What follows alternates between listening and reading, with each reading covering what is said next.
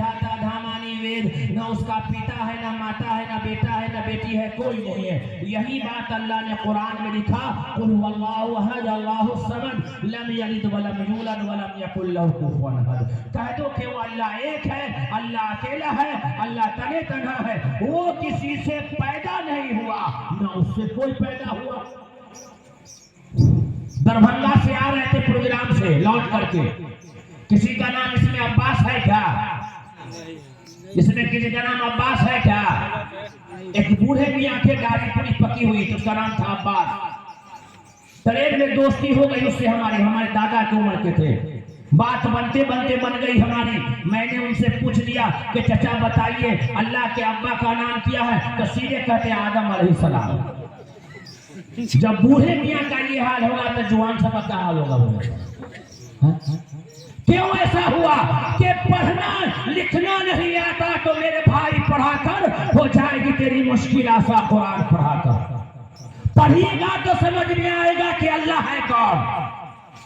तो श्री कृष्ण जी ने गीता में कहा, गीता के अध्याय 16 श्लोक 23 में, यह शास्त्रावेदी मुत्सिरी जिया वर्तते काम कारतः न सिद्धि मवापनोति न सुखं न पराम गतिम। कि जो व्यक्ति जो इंसान इस धरती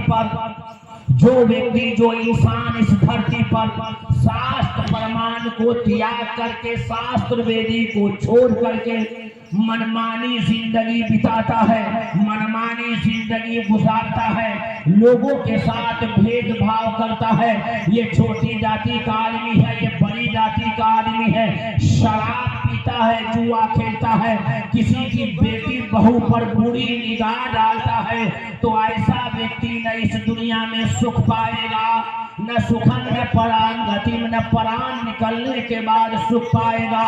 ये श्री कृष्ण जी गीता के अंदर कहते हैं कि जो व्यक्ति शास्त्र वेदी को छोड़ करके चलेगा, यानी शास्त्र को छोड़ करके चलेगा, शरीयत को छोड़ करके चलेगा, मनमानी जिंदगी बिताएगा, मनमानी जिंदगी गुजारेगा, तो ऐसा व्यक्ति न इस दुनिया में सुख पाएगा, न सुखन न परान गति, न परान निकलने के बाद सुख पाएगा।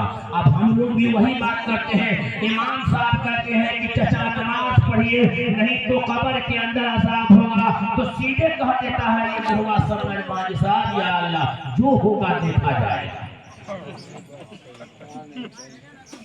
जो होगा देखा जाएगा। नहीं मेरे भाइयों, शास्त्र वेदी को छोड़ करके चलेगा, मनमानी जिंदगी बिताएगा, तो ऐसा व्यक्ति यहाँ न कामयाब होगा।